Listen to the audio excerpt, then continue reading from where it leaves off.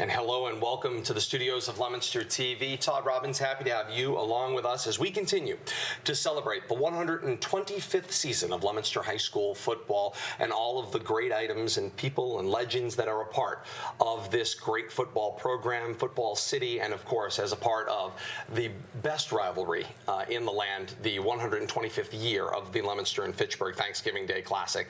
And we'll have it for you here on Leominster TV. I am pleased to be joined today by one of those Leominster legends in John Hulecki. John was a Leominster player, senior captain at his point in time in his career, and I'm happy to be joined by John today. We'll get to discuss so many of the great things that he experienced over his time period and the folks that he crossed paths with as well. John, thank you so much for being here. Thank you for today. inviting me tonight. Happy to have you here. I want to start with kind of where it all begins for everyone, which is of course your foundation, right? You were born and raised here in Leominster. Yes, on Eden Glen. Okay.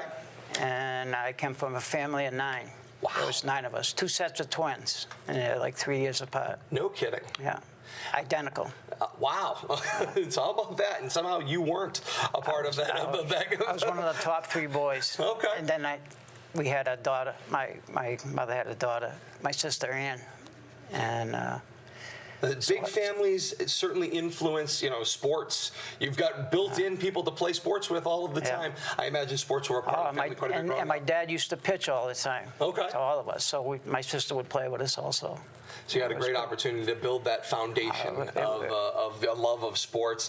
As you were kind of growing up, how much did the family and the neighborhood influence your life? Oh, tremendously, tremendously. I played, there's a Spinelli family in Leominster that had quite a few, and we had a basketball court in my backyard, and my mother used to call me in at 10 o'clock at night. I'd still be out shooting. And I really enjoyed basketball. Matter of fact, I had more offers to play basketball in college than football. And I decided to stick with football. So that brings me to my next question then. Why football? What about that game resonated with you so much that you decided that was the one you wanted to pursue?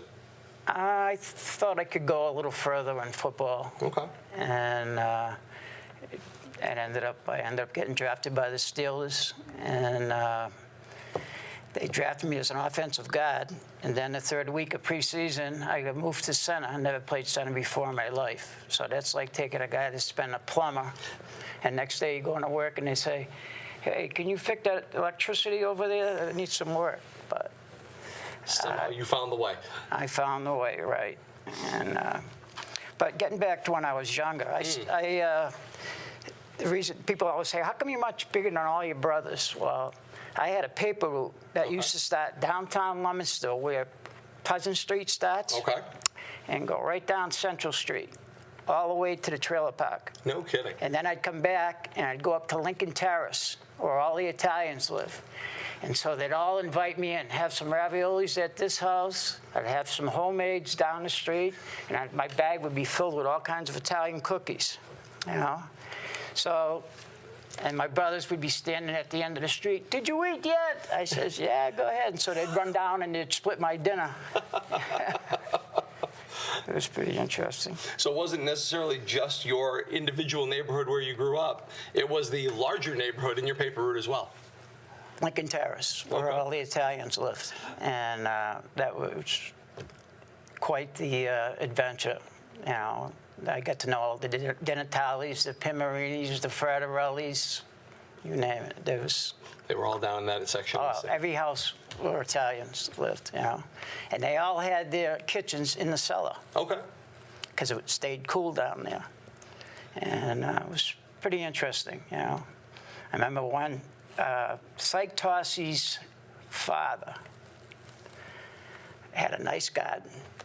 And so one day, he wasn't around, I didn't see him. I grabbed a tomato. So the next day, he says, oh, you like my garden, huh? I want you to try something. He gave me one of these real hot peppers. I had the hose in my mouth for about 10 minutes. And so the life lesson learned was, don't take what doesn't belong to you.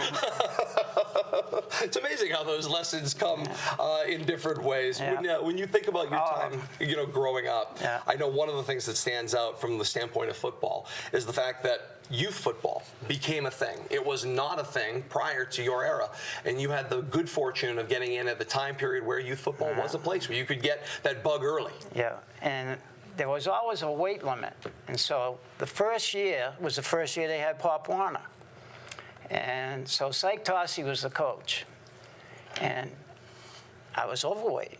So know what he had me doing? I'd be running around Doyle Field, the upper field, you know, where all people walk. Yep.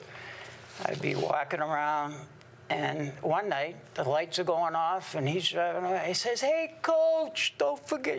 He was going to leave me there. I ran while they were practicing until I got down to the weight.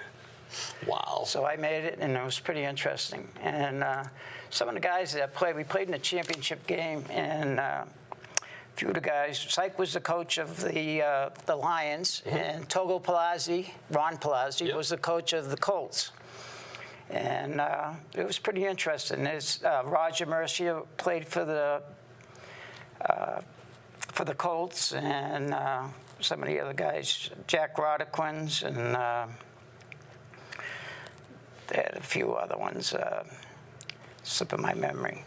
But it was pretty interesting playing the first year they had Pop Warner in Leominster. How was it different from playing maybe, I want to say a disorganized game, but kids used to organize the athletics prior to these kinds of things coming along. So how did that differ when you got into a place where it was a little more organized? Did it help to build those skills? It definitely did. Definitely did. You know, we had a line coach. His name was Hatfield, one of the Hatfields from Leominster. Okay. Wayne Hatfield, I think was it. Yeah, Wayne Hatfield was the coach of the line, and I learned quite a bit from him. And I think he played with Psych in high school. And Psych was the head coach. Great guy. Psych was like a dad to me, a second dad. But he was a great guy. He took on that role to a number of students for many years. Oh, even when he worked at the school. Certainly. I'm sure he did. He was they had a great guy working at the high school, and they knew it too. Absolutely. Yeah. A role that is so very important. When you think about obviously the game of football, when you were growing up, it was a much different game than the game that we envision today, and that you watch on TV, whether it's high school, college, or in the NFL. When you think about the game of football today and where you came from, as you've watched it develop over time, how would you describe that change? Is it something that you can still feel like you can connect with and recognize things, even if it's changed a lot? It's changed in the way you play. Like when I was with the Steelers, for instance, and they moved me to center, I had to go one-on-one with me and Joe Green. And he could slap you on the side of the head. So that's what he'd do. He'd line up cockeyed on you, whack you in the head one side, and so you're off balance trying to get it, and then he'd just push you out of the way because your momentum is automatically going the opposite way. Whichever direction he pushed you. So it was pretty interesting. And he was only in like his second or third year at the time. Bradshaw was in his second year, and Joe Green was in his third year, I think, beginning his third year. But I just lacked the experience at the position, and that's the first year they went to the playoffs. That's when Franco caught the ball just before it hit the ground. Yep. And they had a great team. Only 6 guys made the team out of all the guys that tried out. Wow. So it's a small sliver of a glimmer. Only 1% make it. You know, the guys that try out on the team, small percentage. I want to get to some more of that because I know you and Franco had a close connection in a little bit. But I want to kind of push you back to your time as you were coming into and the Pop Warner. The Pop Warner, or even we'll come a little further when when you're first becoming aware of the Leominster-Fitchburg rivalry. Yeah. How aware of it were you when you were playing Pop Warner? And when did you first kind of gain a connection and an understanding of the importance of that rivalry? I'd say probably my freshman year. I didn't play freshman football. Okay. We didn't have freshman football. And there was 2 junior highs, the old high school, which was called Carter, and May Gallagher, which where the courthouse is now. And we didn't have any football teams. But we did have basketball. And we played on that little basketball court. I don't know if they call it the swimming pool because they thought they were going to build a swimming pool at one time, and it was unbelievable. Recently seen pictures of that have been unearthed on social media. Yes. Yeah, it was unbelievable. But I I played a lot of basketball. I had mentioned to you that earlier that I played outside in my backyard, and my mother used to be calling me, and it'd be 10 o'clock at night. Johnny, get in here. This is the second time I called you. I'm going to tell your father. So streetlights weren't a thing that you necessarily paid attention to? No, I had a spotlight, though. Is it that passion, that determination, the want for it to continue to grow and get better on your skills? It really was a self-drive. Right, definitely. Especially on the basketball end. Football, the only thing in football, it had to be in season, you know. You didn't do too much in the off season to get ready until later on in life when I got up to the college level and high school level, just, a little bit before, a week or two. But you were basically in shape when you were in high school.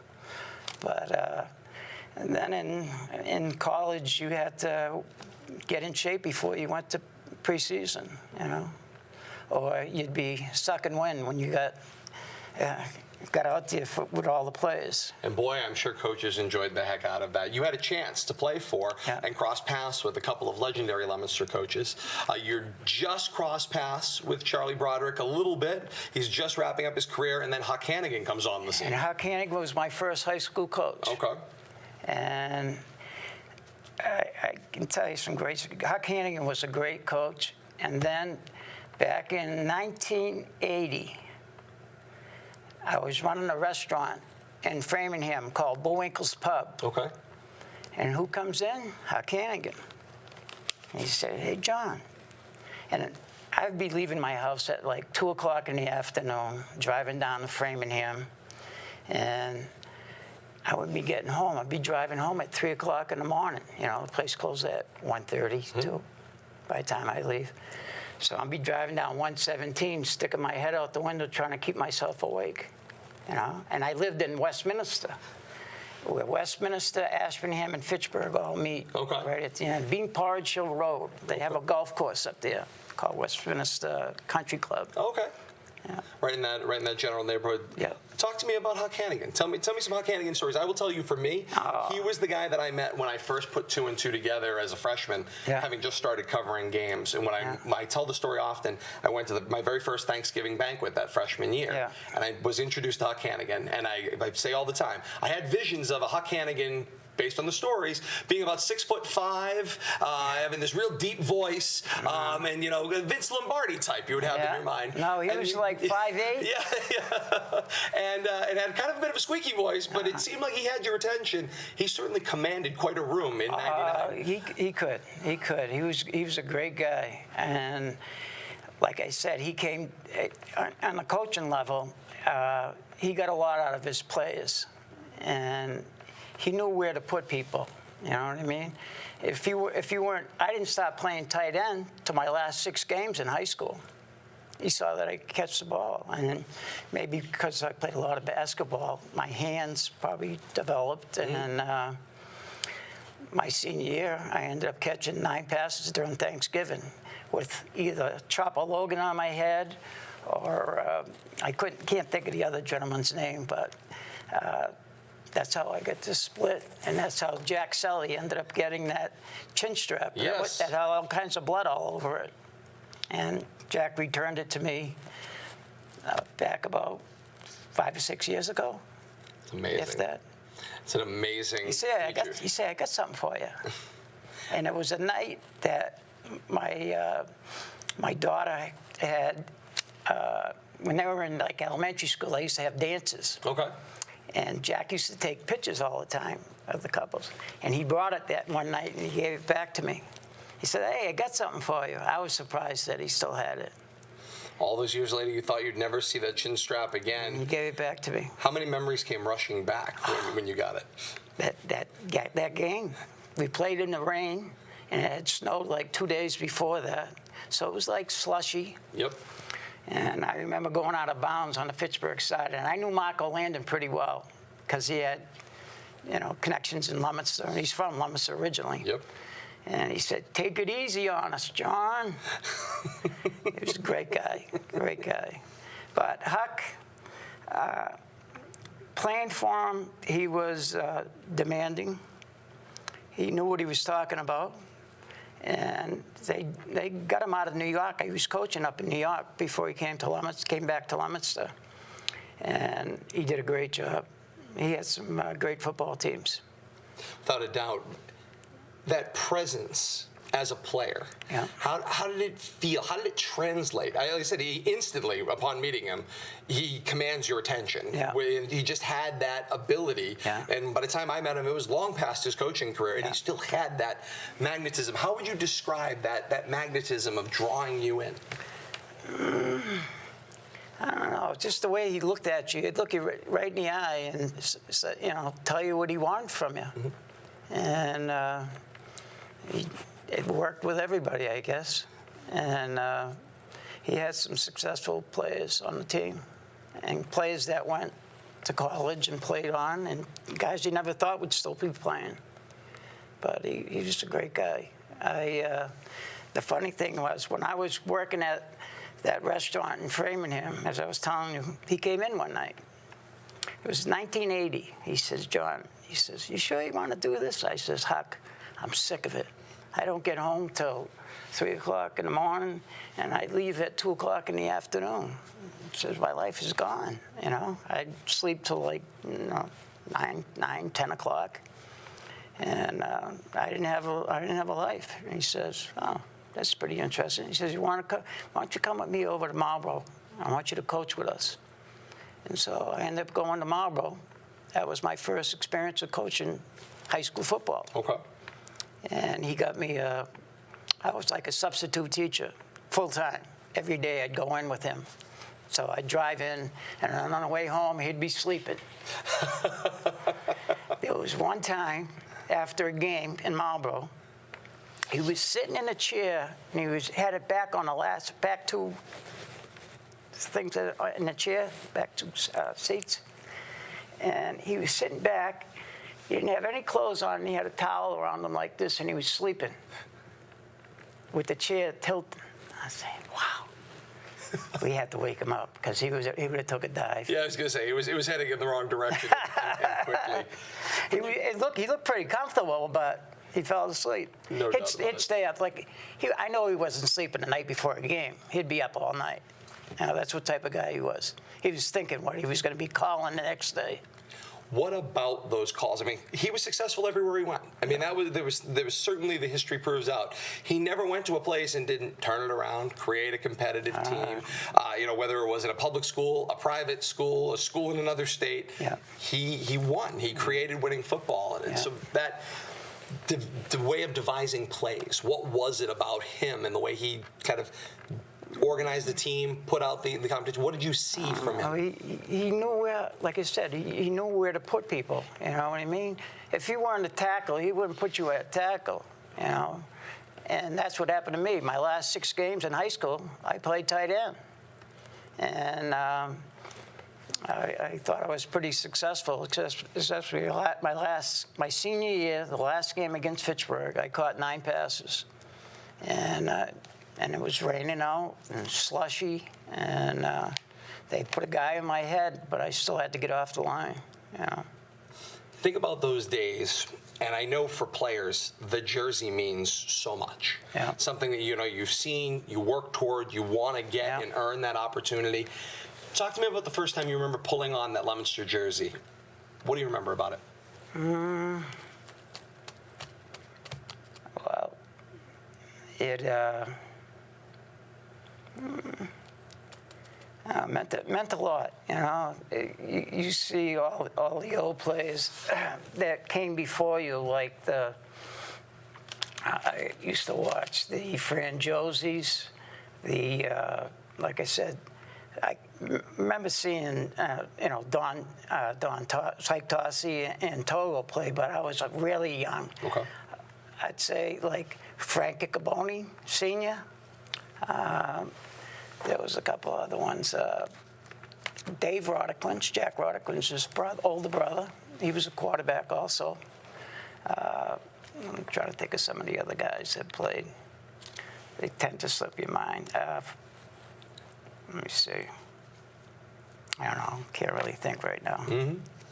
When I think about, watching the players, as you said, it's not just necessarily your jersey. If you've got any understanding, it's the people that came before you. It's the people that will come after you. And plus, I wore 73. Okay.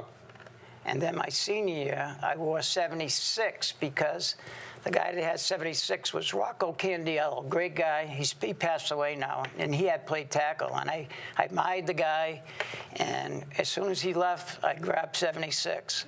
And so I was playing tight end at number 76. So I had to let the referees know that I was going to be playing tight end. You were an eligible number on the field. So it's always like a beginning and an end. Right. So there was the point where you remember pulling the jersey on the first time. There's the point where you had to take it off for the very last time as well. What do you remember about that last time? Taking it off. It was tough. It was tough. You didn't want to give away that jersey. It was something that, you had for years. And just like I waited for that jersey, there's younger guys that want to get that jersey. And it's pretty remarkable the way, Leominster football, the tradition had started. It was great. Do you still find yourself, I know you're an avid watcher of the broadcast still to this day, do you find yourself looking for 73 and 76 out there? I do occasionally, yeah, I do. Does it spark memories, yearning, admiration that the numbers are still out there? Yeah, I do. It's pretty interesting. Still be able to see that all these years gone by. Right. Your playing career during that time period of football, as we said, we talked about the evolution, obviously, of bringing youth football in and what have you. At that time, the game of football was changing dramatically as well. The fact that there were chin straps probably was a great development. Yeah, the helmets were, it was something funny. When I went to UMass, and this was my sophomore year. Freshman year, we were 6-0. We beat BC in a tough game up at UMass. And the following year? Yeah. The helmet, they gave me a leather helmet because mine was being fixed and having a new face mask put on. And fooling around, they gave me a leather helmet. They said, here, take this one. An old leather helmet they dug out of the closet, fooling around. One of the equipment men up at UMass. And I don't know how they played with those helmets then. It was like a piece of cardboard. Yeah, absolutely. The guys back then must have had concussions all the time. So very different game. Matter of fact, if you look at my forehead, see the way, right above my eyebrows, the way it goes? Yeah. That's the way the helmet went. Was that the direction the helmet went a lot of the time? I think so. As well? Because I used to use my head a lot in playing. Certainly. The guys, you can't do it now. It's a 15-yard penalty. Oh, you get thrown out of the game. You mentioned, obviously, your time at tackle, then the switch to tight end. Yeah. And I wonder, because obviously today people look at a tight end and it's a dual spot. It is about the ability to catch, but in a lot of cases, it's also the ability about blocking. You become an extra blocker to open up a lot of opportunities. Correct. How much did having that tackle experience benefit you long term? Oh, tremendously. Because if you don't get that block, like on the defensive tackle, the double team, the guard can't get around you to lead the play. Matter of fact, a guy that got inducted into the UMass Hall of Fame played with the Cleveland Browns. His name is Bubba Pina. Okay. And me and him, we stay in touch quite a bit. And he had mentioned to me, he said, that double team meant a lot to me because I didn't have to go way around to lead the play. And he said, your double team meant a lot for me to get around that corner to lead the play. So much that people forget about that because, of course, today's tight ends are so good at catching the football. Yeah. They kind of miss that piece. And some of the blocking is getting to the middle linebacker, and the linebacker's looking at the running back, and he's falling. All of a sudden, boom! I had a game against Holy Cross, and the kid's last name, I think, was Harper. He was the middle linebacker for Holy Cross. And he came up to me at an awards ceremony at Boston one day, and he says, I don't know, but you killed me that day. Never saw you coming is what it sounds like to he me. was watching the running back, and then you turn, boom, right in his face. We talked a little bit about your senior season and your senior Thanksgiving. How about other memories of your time there? The 64, 65, and 66 and 67 were great years for Leominster football. Yeah. So talk about other memories that you remember in that era that you were a part of. There was some great ball players in my senior year. My sophomore year, there was guys like John Bell. He only weighed about 120 pounds, but he was a tough little dude. He worked for Mass Electric for years. And there was a guy named Ralph Wallace who had passed away. He was a firefighter in Leominster. I don't know if you heard of him before. He was married to Angela Amico. Okay. And he was a tough runner. He was a blocking back for Dave Cody. And Dave Cody was one of the toughest running backs Leominster ever had. And he ended up getting hurt his senior year against Fitchburg at halftime. And this running back from Leominster, he was the next guy up. His name was Nicky Rossetti from Leominster. And he was quite the, he used to tell people that he could beat you, or he was cocky. Yep. And he proved it that when he had to fill in for him that day on Thanksgiving.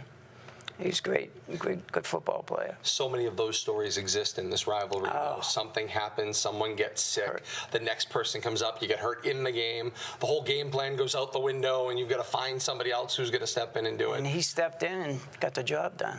That's unbelievable. Unbelievable. You had the good fortune of being awarded the Lane Trophy. You were the third and fourth recipient, having won it on back-to-back years of the Lane Trophy. Talk about the trophy, the award, and, of course, what it was recognizing. There was something about, I recognized over the years what Thanksgiving Day game meant against Fitchburg. And so I made sure I was ready for the game, and I gave it 110%. Both of those years. And like I said, my senior year, I had caught those 9 passes. My junior year, up in Fitchburg, defensively, they couldn't run to the right at all. I played defensive end. And I don't know, Fitchburg, they were up for the game, but we never lost to Fitchburg when I played, my sophomore, junior, and senior year. And so Huck had us ready, and he got every little inch out of me, and it was pretty rewarding, winning it 2 years in a row. It just kind of surprised me.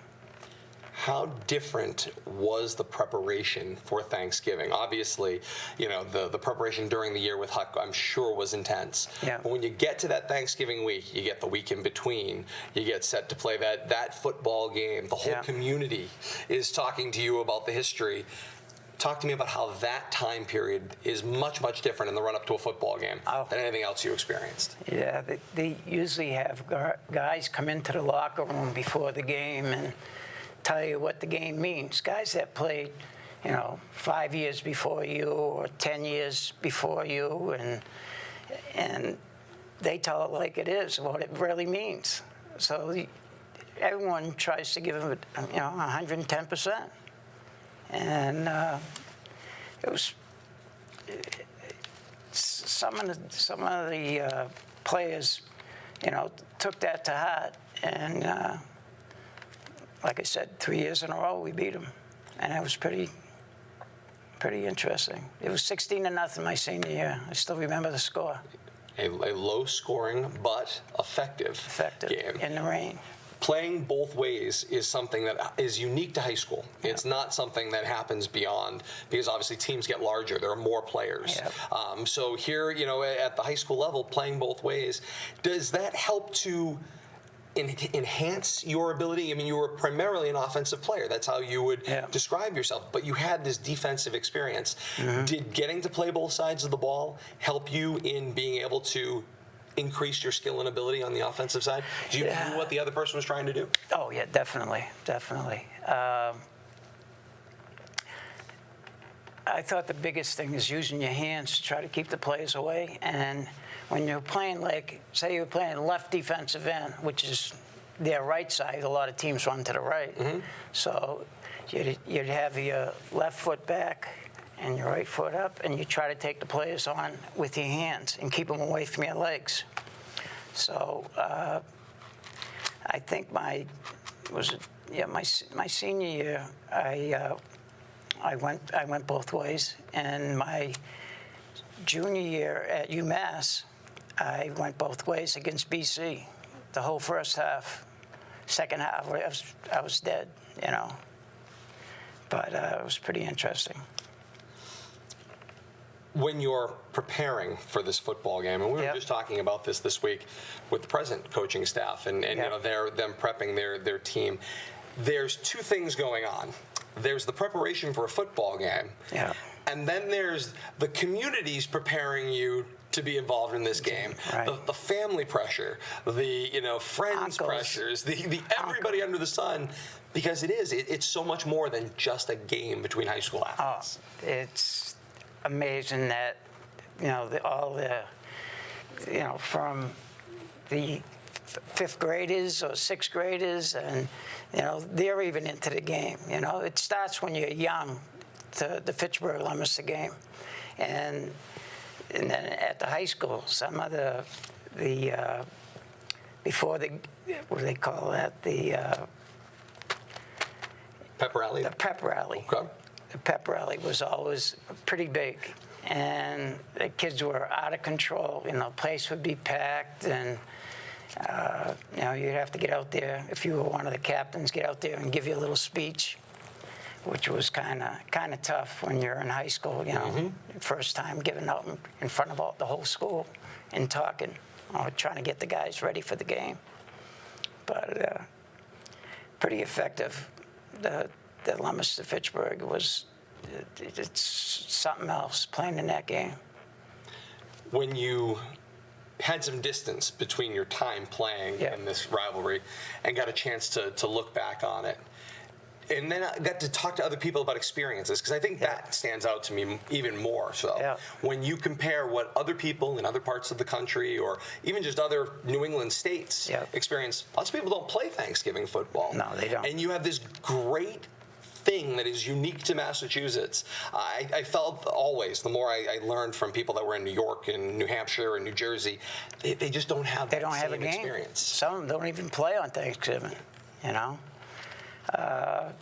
It's a tradition, that Leominster had, and every year it's still big, and both communities get together. It's great now that it's on TV, the people that can't make it to the game, or if it's raining. But even when it's raining, when they didn't have it on TV, the place would be packed, and it's still crowded when it does rain or snow out, and it's cold. Sometimes on Thanksgiving, The year it snowed, decisively there in the early 2000s, there were people there packed, standing a couple deep to see two great teams play, even if they were in ankle-deep snow. And that's, the tradition that is carried on. On the hill, sliding down That's the hill. right, sliding on down from there. When you mentioned earlier, getting to obviously match wits with Marco Landon, and obviously be a part of that unique rivalry between Huck and Marco, and these two legendary coaches, obviously. Aside from obviously that one day, what do you remember about those matchups? Obviously, I have to imagine, two friends getting to match up with one another. Those two guys wanted to beat each other more than maybe anybody else. I think they played together. They did. They played together, and. I had caught a pass in my senior year, and I went out of bounds, and Marco said, "Hey, John, take it easy on us." Marco was a great guy. I knew his kids also. Tommy Landon is a good friend of mine. But Huck was, Huck played for Leominster, knew the Leominster tradition, and knew how to get his teams ready for the games. And that's what he ultimately wanted. I think a little bit about the time and obviously the palaces that are Doyle Field and Crocker Field. Yeah. And for you, Doyle Field was home. Now, describe your memories of that home field.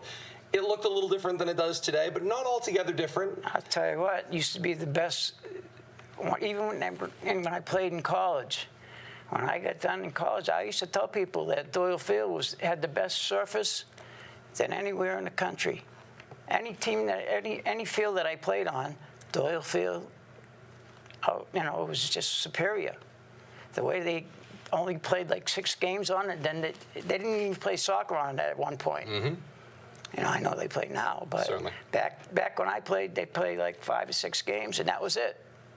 Now they have teams from other divisions come in and play championship games there, and it's regular turf, isn't it? Yes. Yep. Regular turf. The field turf with the kind of the thin Sportex surface, they call it. It's like a plastic. Top. Yep. On top. On top as well. And as you obviously have seen the field progress, it has to be incredibly satisfying to see the city take care of that facility, that it continues to be the best place in Central Massachusetts. I went along to play in college, and it was still better than any other college place that I went. And I used to say, well, Doyle Field was 10 times better than this field, And I remember playing on the first AstroTurf field was at BU. Okay. When BU still had football. And there was a guy named Bruce Taylor who went on to play for San Francisco. Great football player. He ran back a kickoff 104 yards against us. Going back and forth on the field. I wasn't out there at the time, but had you would have caught up to him. Yeah, right. In the meantime, you would every other year have to go over to Crocker Field, right? And you would have to play at that facility, also one of the premier facilities in Central Massachusetts. But that, for some reason, there is something about Crocker Field on Thanksgiving Day, whether it's the location of the river, the temperature, it's always colder, it's always more frozen, and then it always becomes muddier by about middle of the first half, no matter what ends up happening. What was it like playing on that field? Like you said, I remember being muddy by halftime, and it was cold. It seemed like you said, it was always colder there, and for some reason, it always seemed like it was raining on Thanksgiving, even though it wasn't. Maybe it was just the river, the moisture in the air. Certainly. But it was, still had a full house there, and it was great playing. I played in college, and still Thanksgiving, they had more people at some of the games than some of the college games. Speaks to, of course, the rivalry. Overall rivalry that these schools enjoy. There are so many legends of this game, and you are one of them. When you think about that you're included in the Hall of Fame, inducted in 2012, some of the names that you brought forth that were coaches of yours in youth ball, you were inducted into the Hall of Fame in 2012 together. Huck, Tossi. Yes. I got inducted the same year. Wayne Hatfield as well. Yep. Went in the same year. Yep. That has to be, because those were people you idolized growing up. Right. And they were my coaches. That chance to go in together. Yep. I mean, what did that mean? Yeah, it really meant a lot, especially when, I went in that night and I was looking at the program and I saw that he was getting inducted. I said, wow, this is something else. And we looked at each other and we were hugging at one point. He was like a dad to me, a second dad. And he was great. He'd take me anywhere. He'd always invite me over to his house to go in the pool. He lived on Viscaloid Ave, like the third house on the right. Syke was a great guy. Great guy. Do you feel like there's a legacy that you and your teammates left behind at Leominster? And if you do, what do you think that legacy was? You talking just about Thanksgiving or? Broadly, Leominster football. I think there's a little pride about playing for Leominster. And, the coaches know what it means. And Dave Palazzi is one example right there. And he played at UMass also. He was a great football player. Dave knew what it was to play for Leominster High. And I'm sure he stressed that when he was coaching. So it's just, I don't know. It's tough to say. I thought playing at Leominster was a lot different than college and the pros. You know, when it gets to college and high school, it's more individually, you know, especially in the pros, I think. And at Leominster High, we played as a group, you know, and, you know, offense and defense. And Huck used to stress that a lot, you know. And like I said, I learned a lot from Huck and Psych Tossie, two great coaches. So ultimately, when your time at Leominster ran to an end, Yep. you had some options in front of you. Yep. UMass became your ultimate choice. What other options did you have out there? University of Colorado. Okay. I went out there for a weekend and got in my first car accident. I was with two freshman football players and another recruit who was All-American from California and running back. And they had us up in Winter Park, and we went riding on snowmobiles with T-shirts on. And we get off the snowmobile, and you step off the snowmobile, and you're going all the way up to your waist with a T-shirt on. It was beautiful out, and the snow was amazing, you know. But we were stuck up in the mountain till 12 o'clock at night before someone come up and get us. So our Saturday night, they invited me back to go back there, but I said, first time I ever get in a car accident, almost get killed. We ended up, car spun around, tilted on the edge, and went ba-boom, ba-boom, ba-boom, right down into a creek, flattened the roof, and they had I don't know where all the people came from. There was 20 people there before we even got out of the car. Wow. And the only one that got the other player ended up getting 10 stitches in his hand.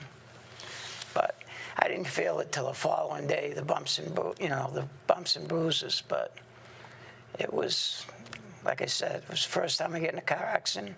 I'm 2,800 miles from home. Mm-hmm. And it's more or less was telling me, stay local. Yeah. Plus, I wanted my dad to watch me play. Okay. And I knew he wasn't going to be able to go to Colorado to watch me play every weekend. But when I played at UMass, he was there. Why was that so important to you? My dad meant a lot to me, you know. And I used to enjoy when he used to come when I played basketball at Leominster High. He'd come to all the games and the football games. He was there. So playing in front of my father meant a lot, you know. And I have a picture of my dad, and it was in the Worcester Telegram one Sunday after we played on a Saturday. Him and Yogi Berra sitting together, because I played with Yogi's son, Timmy Berra. And there was a picture in the Telegram, good-sized picture of him and my dad sitting next to each other. My dad had the Lord, one picture, and next to it he had Yogi. He was a Yankees fan. So he had Yogi and him, and then next to the Lord Jesus Christ picture. Good company. Good company all around. I don't think there's nothing wrong with that, I would dare say. No. So you ultimately, you commit, you go to UMass. It was a very different time in football. UMass was one of a bunch of New England schools that were incredibly competitive. They called it the Yankee Conference. Okay. Which you had Connecticut, Maine, UMass, Vermont. I think that's it, right? I think there was 5 teams. Maine, did I say Maine? Yep. Maine, Connecticut, Rhode Island. Oh, Rhode Island was the team I missed. Rhode Island, Vermont. Yeah, those were it. So all New the England. state schools across New England. Yeah. So those rivalries had their own unique flair. Yeah. How would you have compared them, though, to the Leominster and Fitchburg rivalry? Oh, well, it wasn't even close. Wasn't even close. Leominster-Fitchburg rivalry is, for all my years playing football, was still the top game. You know, the competition, and your parents and your uncles and your aunts and your neighbors telling you how important that game is. You know, or your brothers, you know, would pump it into you, make sure you're in bed early enough. But it was... Your time at UMass went pretty well, all things considered. Yeah. First year you were there, and obviously at that time, freshmen didn't play with the varsity program. No, we had our own. We were 6-0. We only had 6 games, but they could have used a few of you. The varsity team went 2-8 that year, so it wasn't a great year for the old varsity squad. But the group of you that went 6-0 stayed together and turned fortunes pretty quickly. 69, they went 6-3. Yeah. 70, 4-5. Yeah. And then by 71, 4-1. Yeah. You yourself, your sophomore year there, in that 6-3 effort, you went 5-0 in conference. Yeah. 14 receptions, 191 yards. You averaged 13.6 yards per catch. Your junior year in 70, 24 receptions, 246 yards, a touchdown, a 10.2 yard average. And then 19 receptions in your senior year, 216 yards, 2 touchdowns, an average of 14.3 yards per catch. Where'd you dig that up? That's pretty good. The internet's a funny thing now. Yeah. It's all out there. Yeah. But I will tell you, those numbers obviously steadily increasing from a tight end. Yeah. In a different era. Yeah. It's great numbers. Yeah. Thank you. When you think about the time period and the incorporation in the game, and obviously, you know, the matchups that you guys had at that point in time, what was that college experience, playing college football, like? Oh, it was great. It was great. You got to know a lot of the players for other teams. Like if we were playing down Rhode Island, we'd stay overnight, and we'd party with the guys from Rhode Island. Up at UNH, we'd stay at UNH. And I remember one night we came back, and there was, I don't know how many in the car, but there was girls and guys, you know. Cars were bigger then. Yeah. You could accommodate more people. You didn't have to worry about seatbelts, you know. That wasn't mandatory. Yeah. You know? I don't think we even had them in the cars. But we had some great games. I remember staying at Rhode Island one night, and the other one was at the same it was Kappa Sig fraternity up there. Couldn't wait till we got up there because they were kind of quiet. But when we got up there, we livened the place up, and we had a great time. Here come the boys from UMass, turn things upside down. We're having a party tonight. The guys from UMass are coming, Kappa Sig. A lot of us that on the team, you know, belonged to the same fraternity. Okay. You know, a lot of the athletes, the wrestlers. I remember going in the fraternity and wrestling with 2 little 120-pound guys. They're on me, and we're wrestling on the living room floor. It was amazing. Those were the days. Those were the days, right? Talked about the stats. Talked about your time at UMass. You come to the conclusion at the end of UMass, and much different than the experience that today's graduating seniors would run into.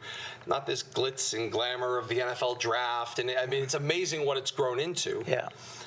But at the time you were, coming out, there were 15 rounds or more in this draft. Yeah, right. Hundreds of people got drafted into the league at that time. In a much different environment. Do you remember when you found out that you got selected, where you were, what you were doing? You certainly weren't sitting. That day I got a call from Houston, and they said, "Well, we're gonna take you in the 8th round."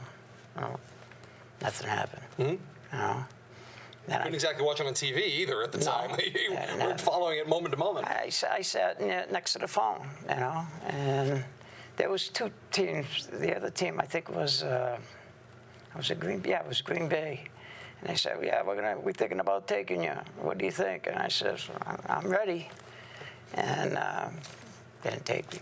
And then I get a call from the Steelers, and they said, "We took you in the 13th round, 14th round, as an offensive guard." So I worked out as a guard for 6-7 months, went to training camps as a guard. Then the 3rd week of preseason, they said, "You're going to play center this afternoon." The other guy got shipped out to Vietnam. We only got 1 center. Go with Ray Mansfield. And Ray says, "Why don't you?" He says, "How long have you been playing center?" I said, "Today's going to be my first day." He says, "Come with me." And so he pumped a few beers in me at lunchtime. And I had to get ready. I did one-on-ones with Mean Joe Green, Dwight White, Ernie Holmes, L.C. Greenwood. That was the steel curtain back then. Mm-hmm. And they were amazing. And they were tough. And, playing my first time at center, I don't have to worry about just coming off the line and blocking them. I got to worry about getting the ball back. So they had the ball, and I had to snap the ball back. And having Mean Joe Green on your head. And he used to line up cockeyed and hit you at one side and then just push you out of the way. He was a tough dude.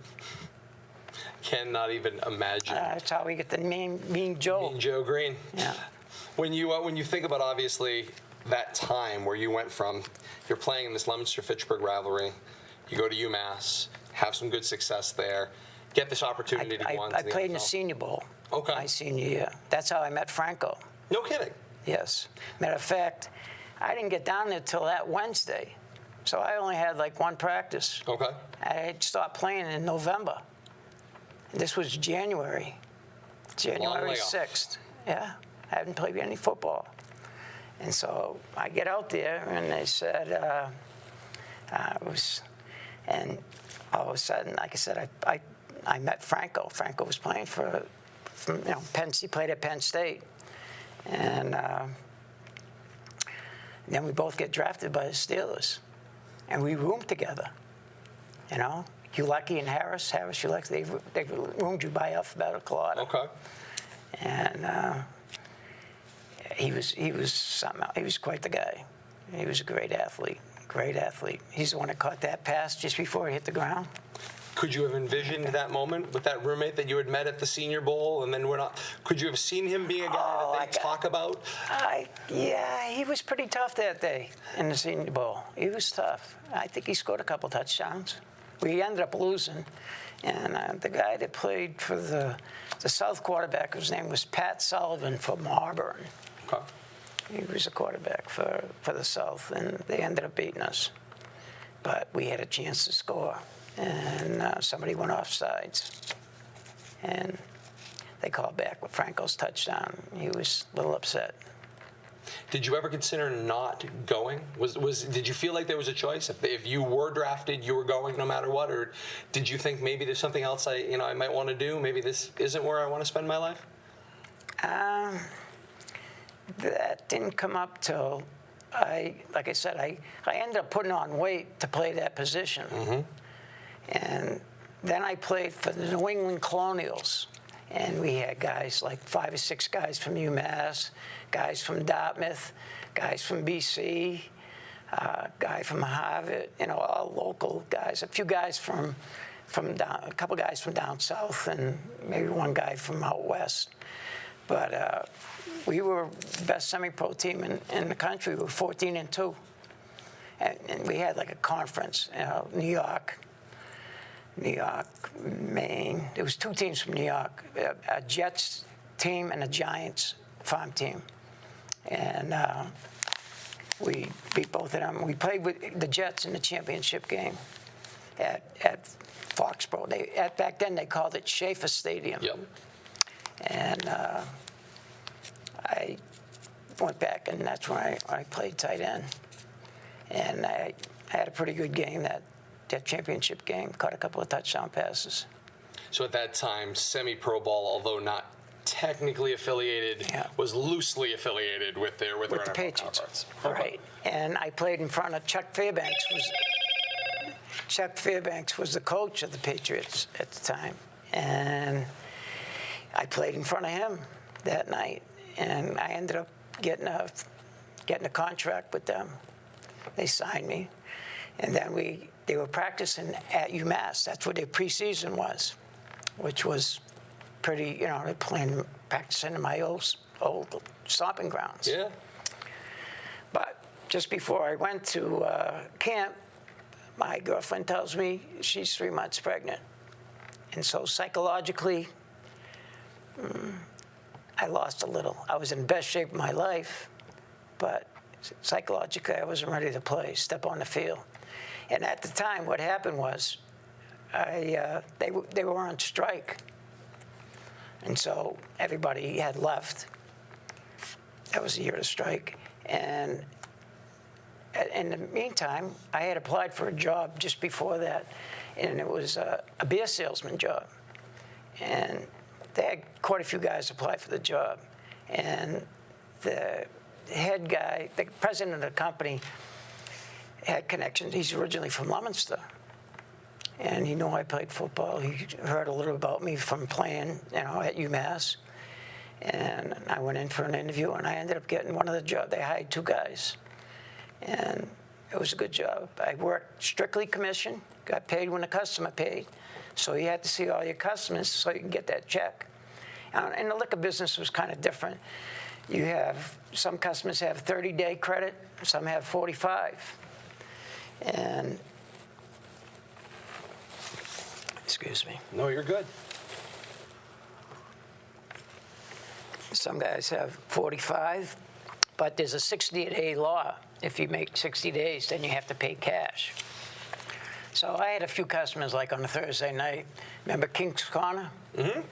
Right, that was, matter of fact, the Bruins used to hang around there, and they used to have 2 statues, because it was called King's Corner. For some reason, there was 2 statues near him, and Jonathan and Ken Hodge ended up wrestling and knocking them over and breaking them. And Bruins were wild. They used to party up in a private room upstairs at King's Corner, and they practiced at the Wallace Civic Center.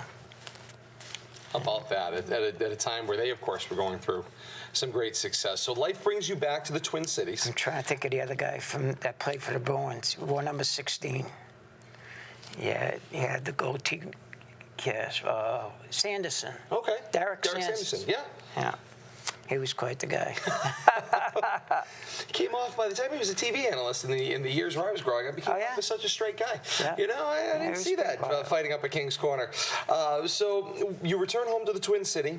Yeah. There was obviously life after football. You get into sales. We've talked a little bit about the restaurant business. Yep. What else did you do in the years after football? I worked in the beer business for 6 years. And at the time, I was enjoying my product, and I shouldn't have been drinking. I ended up coming down with gout. I had one of the worst cases of gouty arthritis this side of the Mississippi. That's why my hands and stuff are like that. And I got 2 artificial knees that I had replaced when I was 44. And I just turned 70 last July. And so those are getting a little ill. I don't have any ankles. I'm missing my big toe on my right foot. So it's a little tough getting around. Sometimes I have a power chair that I use when things get tough. So still look like a guy that could go line up. Take on somebody locally. Yeah, one play. One play. Hey, one play is all you need, right? You can make all the difference in one play. As you look back now, and we kind of bring this to a close, how do you want to be remembered? Give me the first couple of lines of the John Hulecki history book of your football, the man, your contribution to this large tradition that you're a part of. Well, I think the main thing is someone who always respected the coaches in Leominster and always gave 100% in anything I did when I played. And I want to be remembered that someone that never gave up, even when we were behind. And I played a lot of basketball too, and